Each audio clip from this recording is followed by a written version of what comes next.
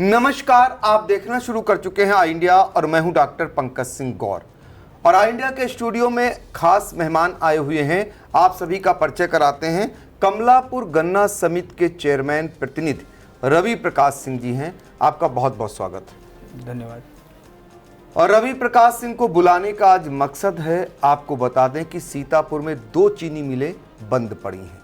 महोली चीनी मिल 27 साल पहले बंद हुई थी और कमलापुर चीनी मिल 16 साल पहले बंद हो गई थी। महोली चीनी मिल भारतीय जनता पार्टी की सरकार में बंद हुई थी और कमलापुर चीनी मिल मायावती की जब सरकार थी, यानी बसपा सरकार थी, उस दौरान ये बंद हो गई थी। कमलापुर चीनी मिल जो कि फरवरी 2009 में बंद हुई थी और दोनों चीनी मिलों को चालू करवाए जाने को लेकर पिछले दिनों आपने देखा होगा कि मुख्यमंत्री योगी आदित्यनाथ के पास आप लोग गुहार लगाने पहुंचे थे। मांग पत्र सौंपा था मुख्यमंत्री योगी आदित्यनाथ को 18 मई को रवि प्रकाश सिंह और महोली गन्ना समिति के चेयरमैन प्रतिनिधि धीरेन्द्र प्रताप सिंह चौहान।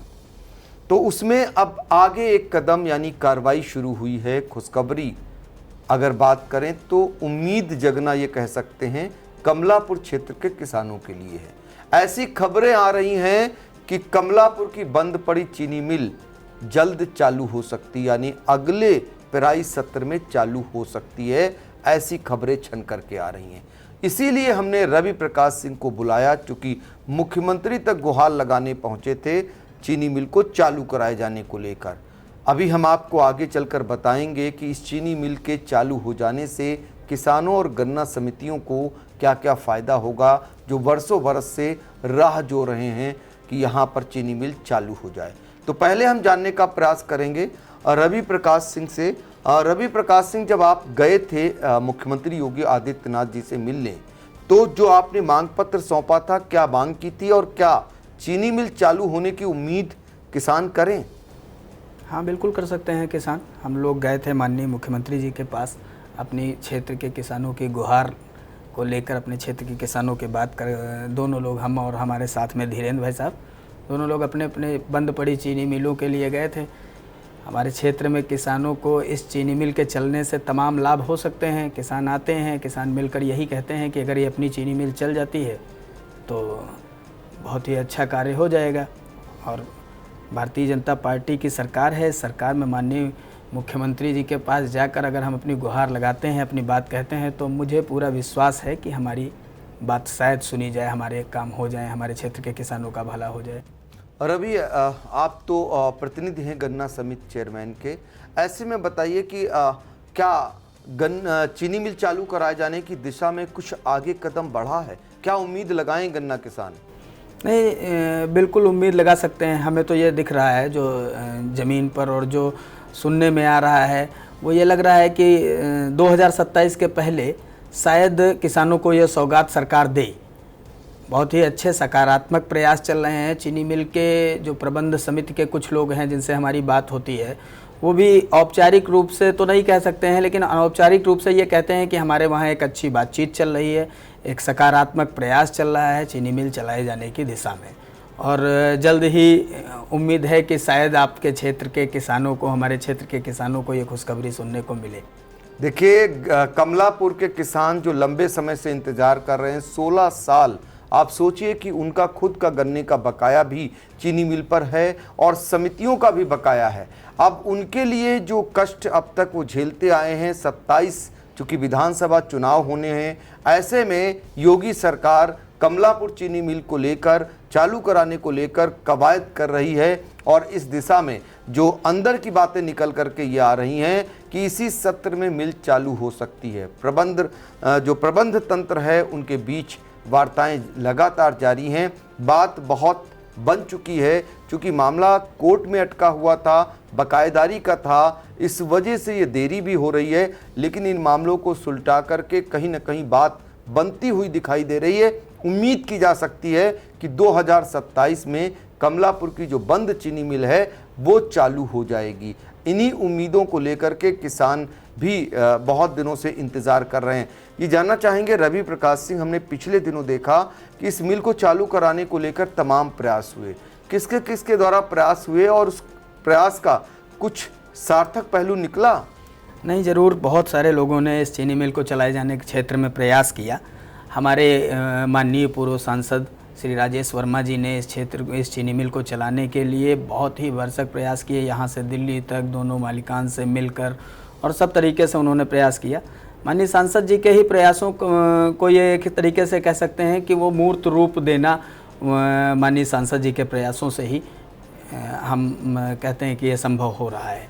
तो राजेश वर्मा को पिछले दिनों सबने देखा था एक टीम के साथ जब वो निरीक्षण करने पहुंचे थे कमलापुर की बंद चीनी मिल में, तभी उम्मीद जगी थी कि चीनी मिल चालू हो जाएगी, लेकिन उनके कार्यकाल के दौरान ये चीनी मिल नहीं चल सकी। उनका प्रयास आप शायद रंग लाए आगे चल करके, और इसी उम्मीद में किसान भी बैठे हुए हैं। हम ये जानना चाहेंगे रवि प्रकाश सिंह कि आज की तिथि में अगर देखें तो कमलापुर चीनी मिल पर गन्ना किसानों का कितना बकाया है और जो समितियां हैं उनका कितना बकाया है? कमलापुर चीनी मिल 2006 और 2006, 2007, 2008 और 2008-2009 3 वित्तीय वर्ष ऐसे रहे जिनमें किसानों का पैसा कमलापुर चीनी मिल ने पूरा भुगतान नहीं किया। उनमें लगभग 13,95,00,000 रुपया, लगभग 13,95,92,000 रुपया ये किसानों का है। ये किसानों का बकाया है। अगर समितियों की बात करें जी, कमलापुर गन्ना समिति में वैसे तो कुछ पैसा बकाया बिस्वा गन्ना समिति का भी है चीनी मिल पर, लेकिन अगर कमलापुर गन्ना समिति की जो बात करते हैं तो उसमें हम लोगों का करीब कमलापुर गन्ना समिति का अवशेष अंशदान जो इनका है वो 83 लाख रुपए के आसपास है, 83,11,000 रुपए के आसपास है। जी जी, तो कुल मिलाकर के अगर ब्याज सही देखा जाए तो 48 करोड़ के ऊपर हो जाता है क्या? नहीं, 31 जुलाई 2025 तक का जो हमारा है धनराशि, उस धनराशि पर जो ब्याज लगा है उसमें 48,92,00,000 रुपया 31 जुलाई 2025 तक के ब्याज को मिलाकर होता है। तो देखिए ये बकायेदारी भी है कमलापुर चीनी मिल पर, और ये लोग उम्मीद लगाए बैठे हैं कि कमलापुर चीनी मिल चालू होती है तो ये बकायेदारी समितियों की और गन्ना किसानों की उन्हें मिल जाएगी। इसी उम्मीद में एक एक दिन ये काट रहे हैं और सरकार की ओर जो है आशा भरी नज़रों से देख रहे हैं। अब आपको बताते हैं, दरअसल कमलापुर चीनी मिल जो है बंद हो जाने के कारण 5 चीनी मिलों को ये गन्ना जाता है। तो ये जो चीनी मिलें आसपास की, जैसे हैदरगढ़ हो गया और हरियाणा हो गई, जवाहरपुर हो गई, रामगढ़ हो गई और बिस्वा, इन 5 चीनी मिलों को जब गन्ना जाता है तो इसका नुकसान किसानों को क्या होता है? बतौर चेयरमैन, आप चूंकि गन्ने की राजनीति करते हैं, प्रतिनिधि हैं चेयरमैन के, तो क्या जो है गन्ना किसानों को इसका नुकसान क्या होता है? गन्ना मूल्य में ही कुछ 8 रुपये 9 रुपये के बीच में कटौती कर लेती हैं चीनी मिलें, जो कि एक छोटा सा ही हिस्सा है, ट्रांसपोर्टेशन के रूप में लिया जाता है। इसके अतिरिक्त और भी अन्य नुकसान है। सबसे बड़ा नुकसान एक ये है कि जब हमारा किसान अपनी चीनी मिल को गन्ना देता है तो अपनी चीनी मिल तैयार करती है, उस गन्ने का रखरखाव करती है, उसमें तमाम तरीके की सुविधाएं किसानों को देती है। जो जब हम किसी अन्य चीनी मिल को, जैसे हरियाणा में स्थित जो चीनी मिल है उसे हम गन्ना देते हैं, चूँकि वो हमारे ज़िले की चीनी मिल भी नहीं है और ज़िले की चीनी मिल ना होने के कारण उनका एक सौतेला सा व्यवहार रहता है। वो अपने क्षेत्र में जिस तरीके से डेवलपमेंट में काम करते हैं वो कमलापुर गन्ना समिति के क्षेत्र में उस तरीके से कार्य नहीं करते हैं। नहीं करते। तो ये किसानों को एक बहुत बड़ी समस्या रहती है। बिल्कुल। तो देखिए एक उम्मीद, एक आशा की किरण ये है कि कमलापुर चीनी मिल चालू हो सकती है इसी सत्र में, ऐसा आपकी बातचीत से निकल करके आया। मुख्यमंत्री से मुलाकात के बाद ये उम्मीद और बंध गई थी कि कमलापुर चीनी मिल चालू हो सकती है। हालांकि महोली चीनी मिल के बारे में अभी तक ऐसा कुछ भी सुनने को नहीं मिल रहा है, क्योंकि उनका मामला कोर्ट में भी है, और ऐसे में कमलापुर के किसान, आसपास के किसान उम्मीद लगाएं कि उन्हें इसी साल ये तोहफा मिल सकता है। अब देखना होगा कि कब तक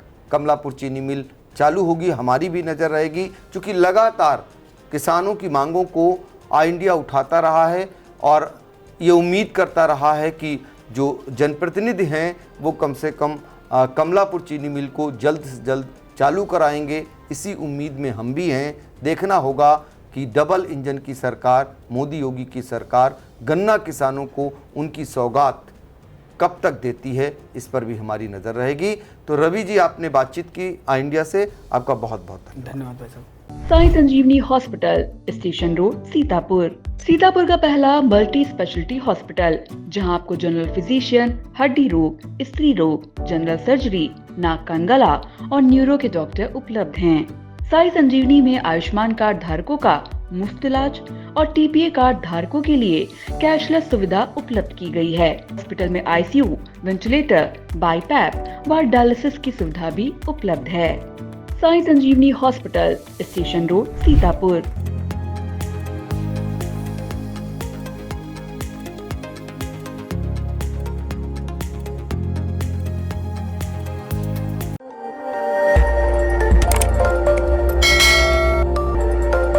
खबर आपकी, नजर हमारी।